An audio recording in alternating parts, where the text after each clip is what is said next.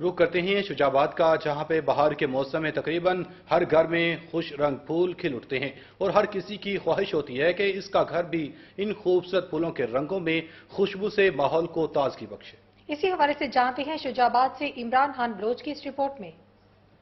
उनका जरिया है जो माहौल के साथ साथ इंसानी जिंदगी पर भी खूबसूरत असरात छोड़ते हैं। बाहर के मौसम में खुशरंग फूल तकरीबन हर घर में खिल उठते हैं और सबकी ख्वाहिश होती है कि उसका घर भी इन खूबसूरत फूलों के रंगों और खुशबू से माहौल को ताजगी बख्शे। शुजाबाद के रिहायशी राव अरसलान का घर भी उन घरों में से एक है जहाँ एक एक फूल को इस तरह सेंचा गया है कि फूलों का ये गुलदस्ता मोहब्बत भरे जज्बात की अक्कासी इस तरह कर रहा है जैसे उनको बच्चों की तरह परवरिश करके पाला गया हो। राव अरसलान अपने इस बागीचे के बारे में कुछ इस तरह बताते हैं।